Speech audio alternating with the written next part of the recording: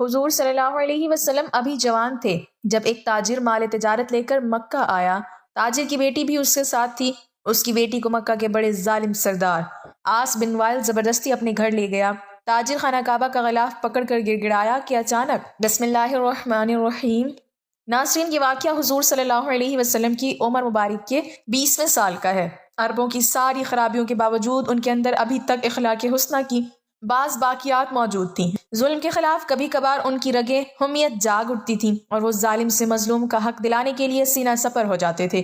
ایک مرتبہ قبیلہ بنو زبید کا ایک شخص کچھ مال تجارت لے کر مکہ آیا۔ اس کی بیٹی بھی اس کے ساتھ تھی۔ اس تاجر سے اس کا سامان مکہ کے مشہور اور مالدار سردار عاص بن وائل نے خرید لیا، لیکن اس نے سینہ زوری کرتے ہوئے اس زبیدی تاجر کی بیٹی کو بھی اپنے قبضے میں لے لیا۔ وہ اجنبی شخص خانہ کعبہ میں آیا اور خانہ کعبہ کا غلاف پکڑ کر بلند آواز سے روتے پیٹتے ہوئے فریاد کرنے لگا، اے شہر مکہ کے شرفا، تمہارے با اثر آدمی عاص بن وائل نے مجھ سے زبردستی میری بیٹی چھین لی ہے۔ میں مسافر اور مظلوم ہوں، تمہاری خدمت میں درخواست گزار ہوں کہ میری داد رسی کرو اور میری بیٹی مجھے واپس دلاؤ۔ قریش کے کچھ نوجوانوں نے اس مظلوم کی آہ و پکار سنی تو اللہ تعالیٰ نے ان کے دلوں میں یہ بات ڈال دی کہ مردانگی کا تقاضا ہے اس مسافر کی داد رسی کی جائے۔ جب تاریخ میں ہم اس واقعے کا مطالعہ کرتے ہیں تو دل سے یہ بات اٹھتی ہے کہ اللہ تعالیٰ نے اپنے گھر کے اندر ایک مظلوم کی داد رسی کو شرف قبولیت بخشتے ہوئے ان لوگوں کے دل خیر کی جانب آمادہ کر دیے۔ یہ کتنے لوگ تھے اس پر کوئی مستند حوالہ ہماری نظر سے نہیں گزرا، البتہ گمان غالب یہ ہے کہ یہ لوگ درجن بھر کے لگ بھگ ہوں گے۔ نبی کریم صلی اللہ علیہ وسلم ان میں پیش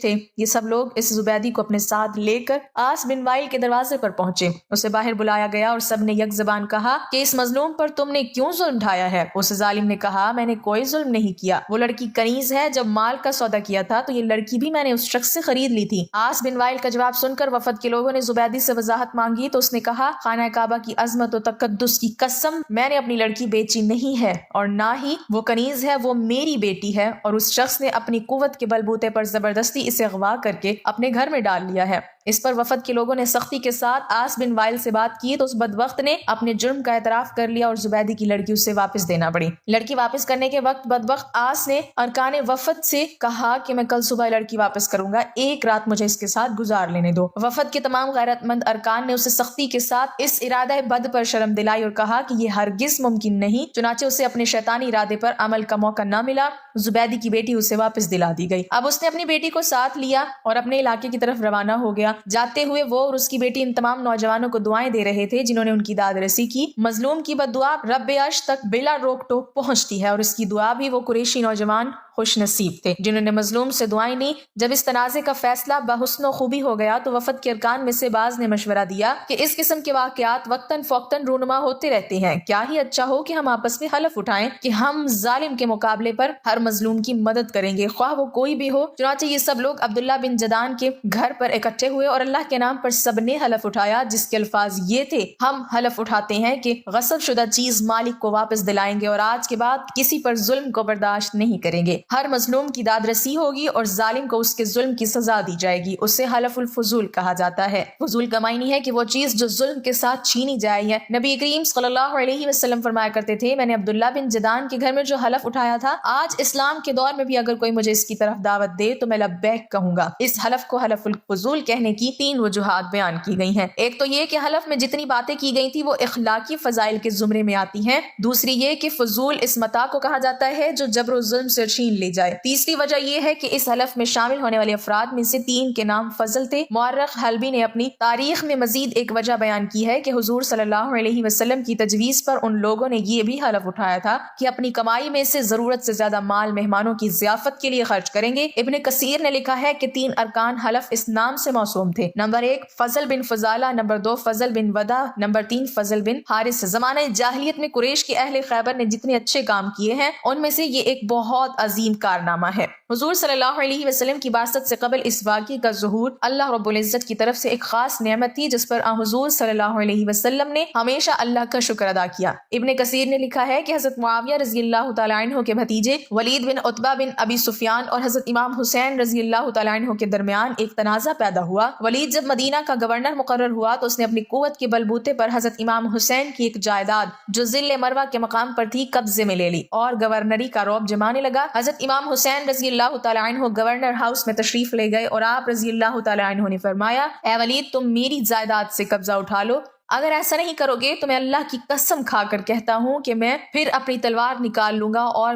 مسجد نبوی میں کھڑے ہو کر اعلان کروں گا کہ اے اہل ایمان، آج پھر حلف الفضول کو دہرانے کا لمحہ آ گیا ہے۔ عبداللہ بن زبیر رضی اللہ تعالیٰ عنہ بھی اس وقت وہاں موجود تھے۔ انہوں نے فرمایا، میں اللہ کی قسم کھا کر کہتا ہوں کہ حسین کا حق اگر واپس نہ کیا گیا تو میں بھی اس کے حصول کے لیے اپنی تلوار نکال کر اس کے ساتھ کھڑا ہو جاؤں گا، پھر یا تو اس کا حق دلوا کے رہوں گا یا جان کی بازی لگا دوں گا۔ حضرت مصور بن مخرمہ بن نوفل زہری تک یہ بات پہنچی تو انہوں نے بھی یہی اعلان کیا جو عبداللہ بن زبیر رضی اللہ تعالیٰ عنہ نے کیا تھا۔ پھر اس تنازع کی خبر حضرت عبد الرحمن بن عثمان بن عبداللہ تک پہنچی تو انہوں نے بھی وہی الفاظ دہرائے۔ والی مدینہ ولید بن عتبہ کو جب اس صورتحال کا پتہ چلا تو اس نے حضرت امام حسین رضی اللہ تعالیٰ عنہ کا حق انہیں واپس دے کر راضی کر لیا۔ حقدار کو اس کا حق دلانے کی کاوش اللہ کے نزدیک محبوب ترین عمل ہے۔ اللہ کے نبیوں کی آمد کا مقصد بھی قرآن نے یہی بیان کیا ہے کہ عدل قائم ہو اور ظلم مٹ جائے۔ مظلوم کے حق میں اگر لوگ اٹھ کھڑے ہوں تو ہر دور میں ظالموں کو ان کے سامنے گھٹنے ٹیکنے پڑتے ہیں۔ حضرت ابو ہریرہ رضی اللہ تعالیٰ عنہ نے بیان کیا کہ جب خیبر فتح ہوا تو یہودیوں کی طرف سے نبی کریم صلی اللہ علیہ وسلم کی خدمت میں بکری کا یا ایسے گوشت کا ہدیہ پیش کیا گیا جس میں زہر تھا۔ اس پر حضرت صلی اللہ علیہ وسلم نے فرمایا کہ جتنے یہودی یہاں موجود ہیں انہیں میرے پاس جمع کرو۔ چنانچہ وہ سب آ گئے۔ اس کے بعد حضرت صلی اللہ علیہ وسلم نے فرمایا کہ دیکھو، میں تم سے ایک بات پوچھوں گا، کیا تم لوگ صحیح صحیح جواب دو گے؟ سب نے کہا جی ہاں۔